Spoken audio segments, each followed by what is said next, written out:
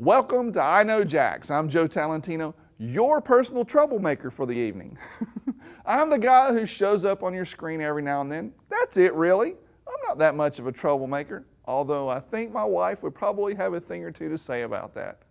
Let's move on to a topic that puts me in a more, let's say, positive light. Food. This past Saturday, I spent the whole day downtown at Hemming Park for GastroFest. It was an amazing event, lots of fun. And for me personally, it was also a lot of fun to have our story about the lionfish invasion shown at MoCA. And I want to thank those of you who showed up to support us there.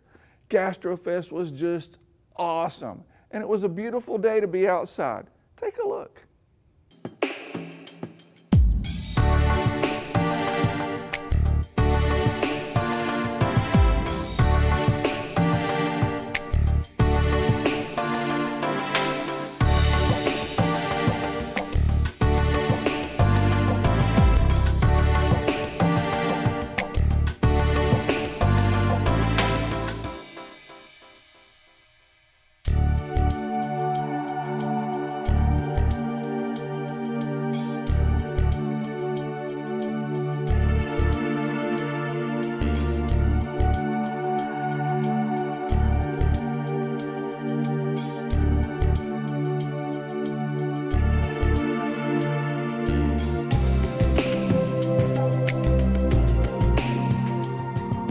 I'm with Scott from Congaree and Penn. It's a local, a rice farm and more. And more, right? I would say and more. And more. So, yeah, right now we're producing about 4 acres of rice. And it's in 4 1-acre trellis rice paddies.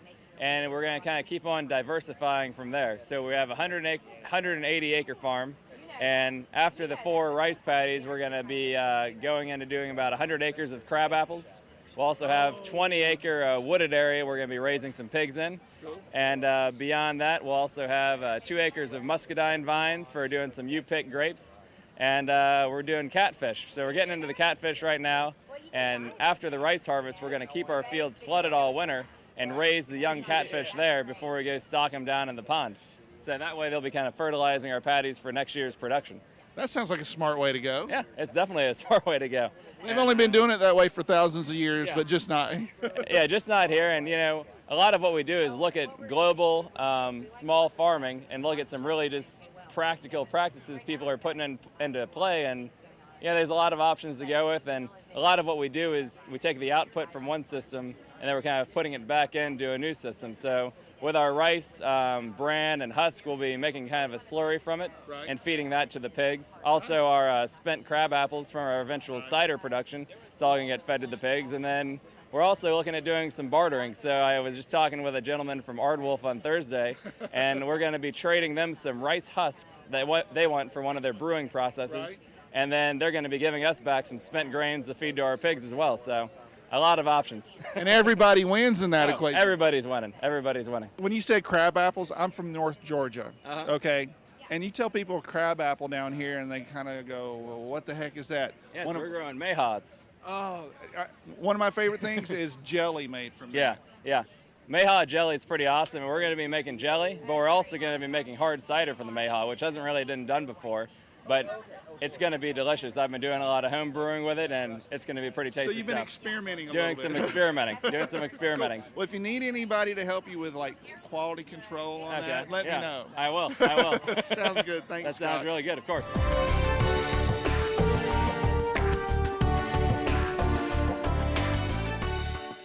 So you guys farm everything here, and Yep, all of it's all fresh from Florida. We're non-GMO project verified. We're like a legit natural food brand. Which is great. Yes. And actually we're going to be at One Spark in a month, and we're asking Jacksonville to get behind us and help take our brand to the national level. So we're crowdfunding for that.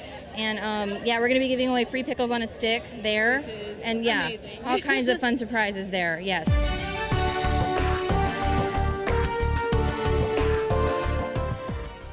Well, Cupcake 50 originated when I actually turned 50 years old. Okay. So that's when Last week?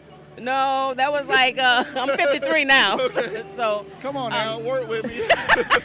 What's everybody's favorite? The favorite is the blue velvet and the banana pudding.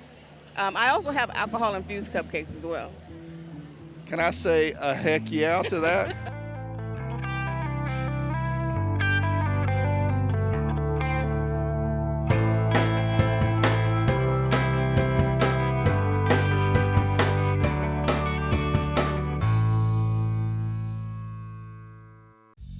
I'm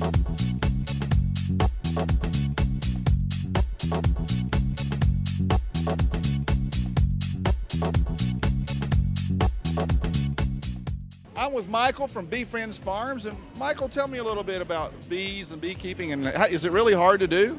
No, it's not that hard at all. It's but you do need to have some basic education. We have a local club here in town that you can get a lot of information from, Jacksonville Beekeepers. Our honey is, all of our honeys are produced here in Florida. We actually migrate our bees from one location to another to produce different variety honeys, such as orange blossom comes from South Florida, but gallberry honey comes from just North Florida, as well as our local honey here in town.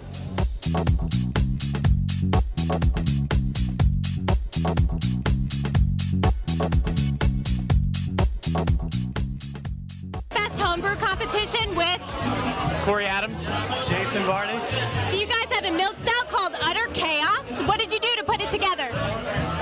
So we used a multitude of different barleys in it, but it's really the lactose, the milk sugar, that gives it a smooth, full body feel. A little bit of hops to even it out, but in the end, it's a great looking stout.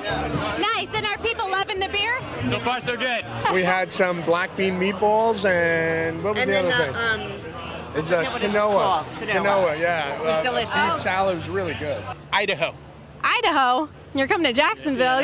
I'm from Maryland. Maryland, okay. We're in for the NCAA basketball tournament. And you guys get to check out like the coolest little food and drink event going on. We heard about this, and it's like, this is amazing. Sort of pork slider and pork rinds. Nice. What do you think about it? It's delicious. It's awesome.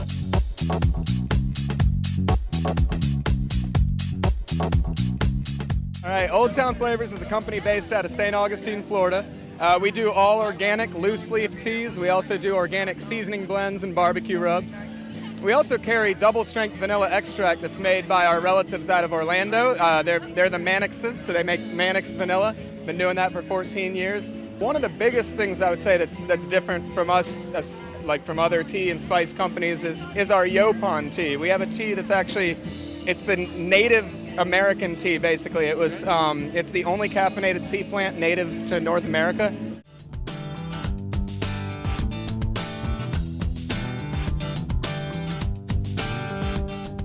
I had a blast at Gastro Fest. I made a lot of new friends and tasted a lot of great food and some drinks too. We also screened our story about the lionfish invasion at Mocha and had a Q&A with the audience afterwards. Thanks to all of you who came out for that one. I think the inaugural Gastro Fest exceeded everyone's expectation, and I can't wait for next year. It's a big time of year for sports. As you know, the Armada FC are finishing off their preseason this weekend, and their first regular season game is coming up on April 4th. It's also time for the Jacksonville Sharks. They just kicked off the season for 2015, and this year they're adding new players to the roster and presenting a new logo and new uniforms. We went to find out more. Hey, it's Joe Talentino with I Know Jacks. Today I'm at Jacksonville Veterans Memorial Arena to see the Sharks press conference for 2015. Check it out.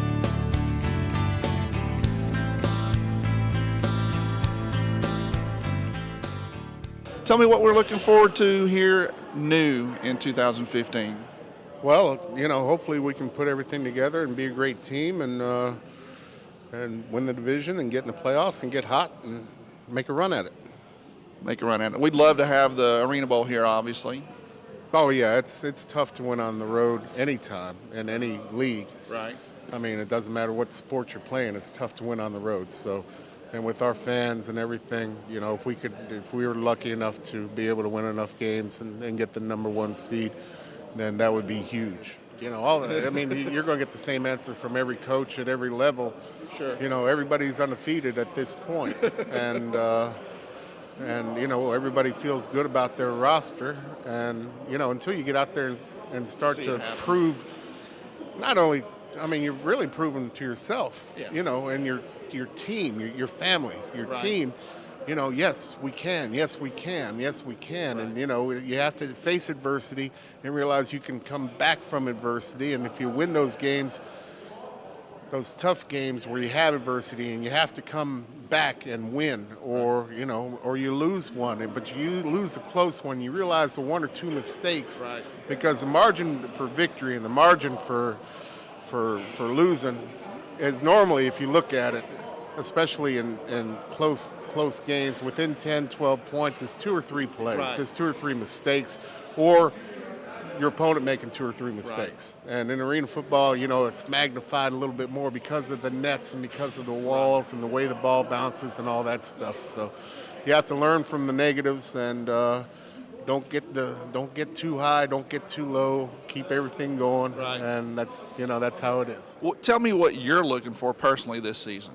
The best. I want to be the best DB in the league, and for me to do that, I'm going to have to set some type of record in picks or tackles or something, and that's my goal. That's my season goal. Of course, right now to make the All-Arena team, and I want to set the records for picks and win the championship. Well, you've played here before against the Sharks. Now being on the other side of this, having the fan base here, tell me a little bit about what you're looking forward to there. Well, it's an exciting place to play. I knew that coming in. It's one of the hardest places to play in the Arena League, and I'm excited to have them be on my side this time, and it's going to be an exciting time for us. Well, the Sharks fans, you're stepping into, you're filling big shoes. I mean, you're wearing number 4. Aaron Garcia's been here before. Going to be a football Hall of Famer. Yeah. And what can you tell them to expect from you now? I'm just gonna come and be myself. Okay, cool. Yeah, Aaron is a great player. Was a great player. Did a lot of great things for the league and for this organization. But I'm gonna come. We're totally different players, and we do different things, our strengths and weaknesses. And I'm just gonna come in here, try to be myself, and try to lead this team to a championship.